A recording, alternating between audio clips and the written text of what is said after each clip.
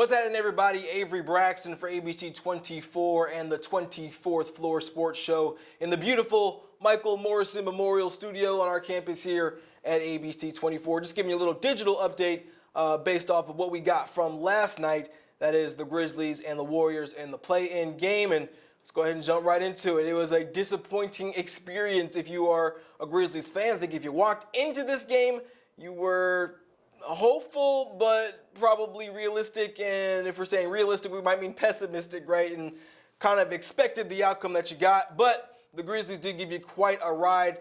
They fall to the Warriors 121 to 116. Jimmy Butler, Stephen Curry combined for 75 points.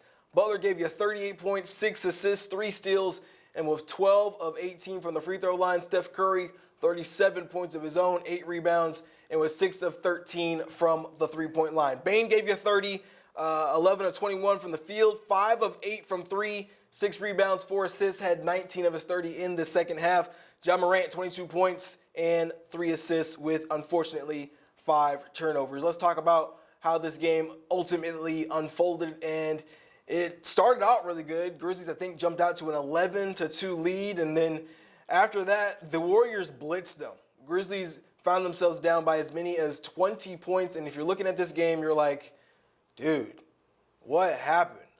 The jump that they got off to, the start that they got off to was really encouraging. And then you get into that second quarter, really the bottom half of that first quarter into the second quarter, and it was like the switch got flipped off.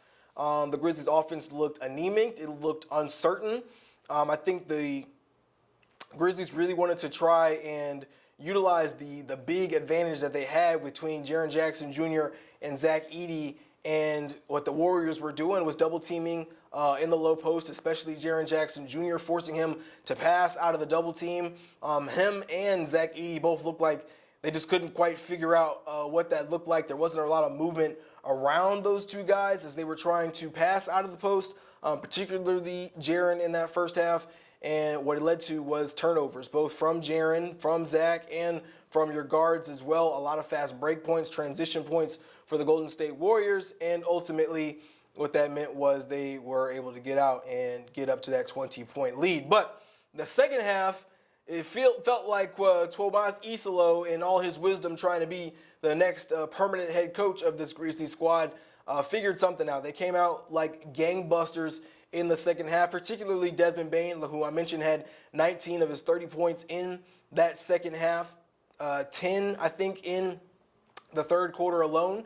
And with Bane in particular, he was kind of hampered by foul trouble. I think foul trouble played a big part throughout the entirety of this game. But Bane had 3 kind of in that first half, was a little limited, and then kind of comes out in the second half, and they just kept giving him the ball, and he was absolutely amazing and doing it from really all angles. We love the nickname, right? Downhill Dez had a couple of those with a couple of and ones, and then ultimately was shooting lights out from the three-point line. Like I mentioned, 5 of 8 from deep in this game.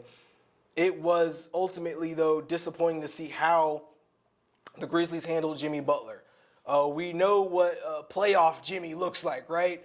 We've seen it time and time again from his time with the Bulls, from his time with the Timberwolves, from his time with Philadelphia, even though we know what that ended with, and of course his time with the Miami Heat, eventually getting the Heat to the NBA Finals not once but twice. And so particularly with Jimmy, the Grizzlies' strategy coming into this game was, all right, I'm going to give Zach Edey the matchup with Jimmy Butler, right? Because Jimmy is not a great three-point shooter. And so I think on the entirety of the year, let me see if I can find it real quick, what Jimmy's stats look like from 3 all year. Jimmy was, let's see, in 55 games, 30% from 3. So I think when you look at him, you think of him kind of like Ja Morant, where he's not a reliable three-point shooter, but he can get the job done, right? So you're hoping by forcing him to shoot and Zach Edey can kind of hang out in the paint, it's either going to force Jimmy to drive and get into the body of Zach Edey where he can use his length, or you're going to force Butler to shoot and maybe you're not worrying about it so much. They forced him to shoot, and Jimmy knocked down 2 threes, kind of off rip, and you're like, okay, this is going to be one of those kind of games for Jimmy. But he had time to make a sandwich as he's waiting for to see if somebody else is going to come open, right?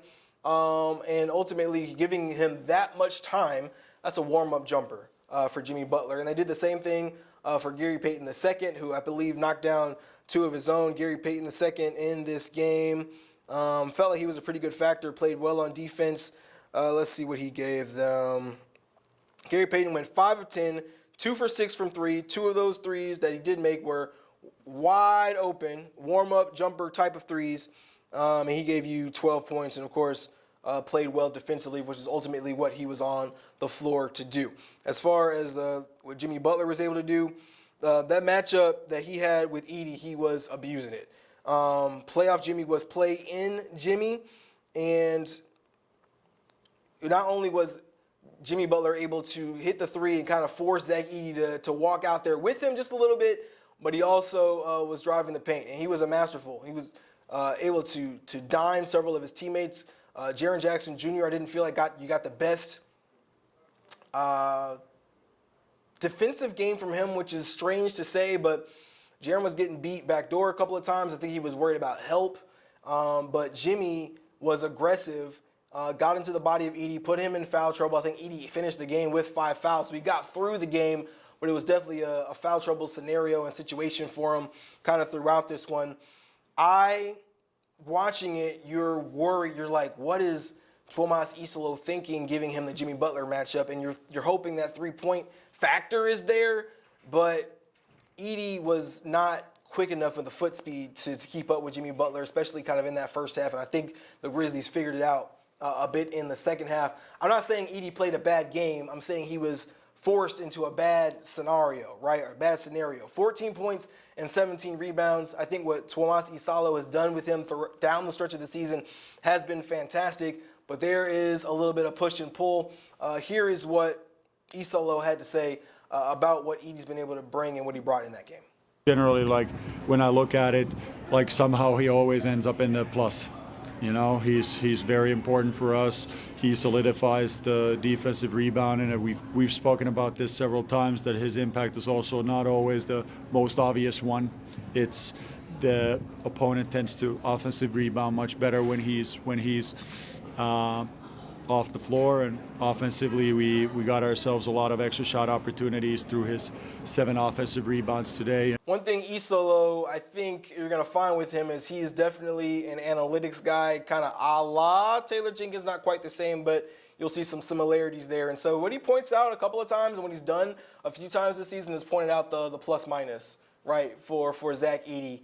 And Zach Edey ends up, I think, +6 in that game. So I'm not saying he played a bad game by any stretch of the imagination, but he did. That matchup with Jimmy just wasn't a great one for the Grizzlies kind of all night.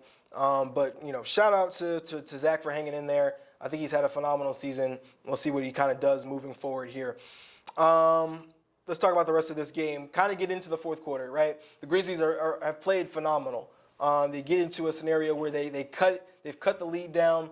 Ja Morant gets to his spot on that short corner baseline area, puts it up, knocks the jumper down. That cuts it to 2 points, and Ja comes down on that ankle. And it was actually, he tweaked his ankle on, I think, the foot of either Quentin Post or Buddy Hield. They were kind of double teaming him in that short corner or kind of moving out to him, and he lands on the foot of one of them.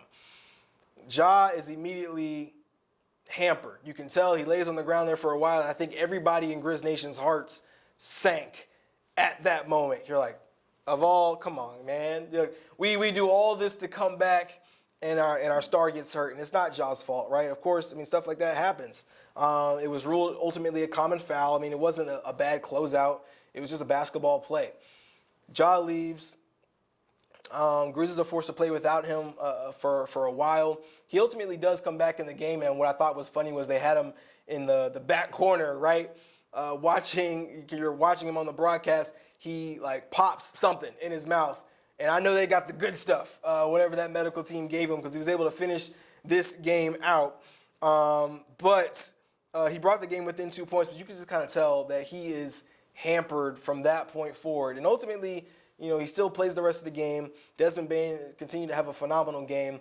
and he really was the star that you leaned on the most, I think, in this one with his 30 points. But it leaves a question about how healthy will Ja be kind of going into Friday. Now, to Ja's credit, he was asked about this after the game. He says, "I'm playing.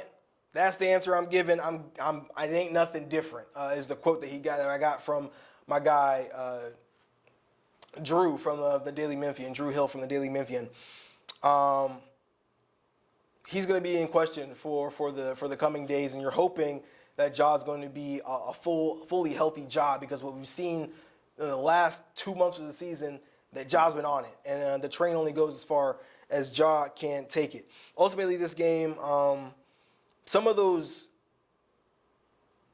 let me call them nightmares that were kind of hampering the Grizzlies throughout the season, reared their ugly heads again, those bad habits. And it was the turnovers in this one. The Grizzlies were sloppy. Ja, who is your primary ball handler, had 5 turnovers in this game. A few of those were just, where are you throwing the ball? Jaren gave you 3. Edey gave you 4. A lot of those were, in Jaren's case, it was trying to pass out of the double team, and a few of them were just way off the mark or led to a turnover, right? Or he stripped in the post area. Edey, the same way, he was getting stripped in the double post, or he was getting offensive rebounds, but ultimately he's trying to make a play with it, and he gets ripped. Jimmy Butler, active hands was fantastic. Draymond Green, active hands the same way. They really harassed the Grizzlies in that post area, but it was a team effort. 19 turnovers to 10 for the Warriors. Steph Curry, what can we say? 37 points, 8 rebounds, 4 assists, 6 of 13 from 3. I tweeted this. It's like, this must have been what France felt like, right? As down the stretch, the game is close. Steph gives you 2 huge threes that I think extended the game to 5 and 6 on separate occasions. And down the stretch, the last 2 to 3 minutes, you're in clutch time. The Grizzlies are finding themselves in situations where they've got to claw their way back into the game. And ultimately, you're still there. There's 5.4 seconds left, and you have an opportunity to tie the game, I believe, at 119. And you get a 5-second violation. Can't believe it. You're watching it from the broadcast. Your stomach sinks. Here is the play from the eyes of interim head coach Tomas Isalo one more time. Yeah, Desmond was the first option on that. There was a small window for that. I think Jimmy Butler made a small defensive error. Looney was on top of it. Did a good job right there. There's a small window, but it's difficult because you can see Butler hesitating for a second there, and that was the window to throw the pass. We didn't, and after this, they were in perfect position to take out the second options out of that. So. Okay, so you hear from Isalo. There's a window, right? Jimmy Butler plays it. He hesitates. The window was there, and Aldama should have passed it in right there. And you hear from Tomas Isalo that, all the secondary actions just played perfectly by the Warriors there, and you get the 5-second call. That can't happen. Cannot happen in a playoff environment, playoff type of game, high-pressure environment. These are pro basketball players, and you just have to laugh because it felt like the most Grizzlies way to end that game based on the way the season had gone in the second half of the year. Like, you have a chance to tie the game up. You've got 2 of the best three-point shooters in the league in the game between Luke Kennard and Desmond Bane. And as I'm watching it, it felt like Desmond Bane and Luke were kind of having a conversation about where to go or what should happen, and they were a hair late. And so that's your 1 Mississippi count right there. Some people were saying it felt like the 5-second count was short. Other people were saying they timed it out. It was actually 6 seconds. So I don't know. You got to get the ball in. I mean, it's inexcusable on that level, in that kind of scenario, in that game, to not get the job done and get the ball in. At least give yourself a shot and a chance. Ultimately, the Warriors get the ball back. Steph Curry gets fouled. He puts the game away, ices it with 2 free throws, and that's how you get your final score, 121-116. So what does this mean for the Grizzlies moving forward? Well, it means they still have a chance to get into the playoffs, right? That was the 7-8 game. They'll play Game 3 of the Western Conference play-in on Friday. They get the winners of Dallas and Sacramento. There's a lot of questions here, if you're a Grizzlies fan, about what do the Grizzlies do or what should the Grizzlies do. If they lose, the season's over. You keep your pick, 1 through 14, that you traded away in the Marcus Smart trade that would go to the Washington Wizards if it's outside of the lottery. If you win, you get the Thunder. So it doesn't feel like there's a win-win scenario here. You are 3-1 against Dallas this season. We know that they've had their struggles as they, had the big Luka Doncic trade earlier on in the season. You kind of fall off a cliff. Anthony Davis, who they get back in that trade, gets hurt. He's back. They've clawed their way back into the play-in. They're missing Kyrie Irving, who, of course, took a season-ending injury this year. They still don't have Derek Lively. That's probably who you want to play if you got to see who wins between Sacramento and Dallas tonight. You're 1-2 against Sacramento.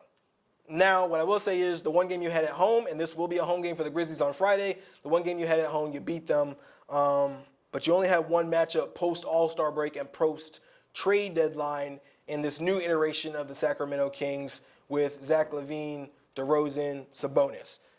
In the one matchup you had post-All-Star break, they lost on the road, 132-122. You got 22 from DeRozan, 23 from Zach LaVine, and Malik Monk gave you 28 points. John Morant didn't play in that game, to the Grizzlies' credit. John Morant didn't play, but Desmond Bane gave him 44 points, and ultimately it still happened. It still came in a losing effort. The Kings hit 23s in that game, and I believe the Warriors hit 23s last night. So that's something you still got to figure out if you're the Grizzlies. The Warriors hit 15 of 43 from three. The free throw differential in this game, in the Grizzlies-Warriors game, was ridiculous. 34 free throws for Golden State. Jimmy Butler by himself hit 18 or shot 18. The Grizzlies only had 23 free throws. That's far and away a different thing, a different conversation. Disappointing to say the least from what we got from the referees. There were some very questionable calls. Some of them went the Grizzlies' way. I ain't gonna sit here and act like it was all Warriors all the time. Like Zach Edey ended up getting some free throws towards the end of that game to shorten the deficit, and I think cut it to 1 or 2 points. And it was a phantom foul call that he did not get fouled by whoever it was. I think it was Draymond off a rebound, or it was Moses Moody off a rebound, and it wasn't a foul. But to the referees' credit, it was just a very poor performance from them. Very weird calls. But we're talking about moving on. So Grizzlies have to play in on Friday. Those are your two teams. Either you get the Kings, you get Dallas. I think if you're hoping for the playoffs, you're hoping to get Dallas. And to the players' credit, Desmond Bane said last night, I think Jaren said it last night as well, like, we want to be in the playoffs. The players don't care about no draft pick, draft selection. They don't care about none of that. They're trying to get in the playoffs. They want to go and face the Oklahoma City Thunder regardless of how things have gone with the Oklahoma City Thunder this year. And what is that? What has gone down with Oklahoma City Thunder this year?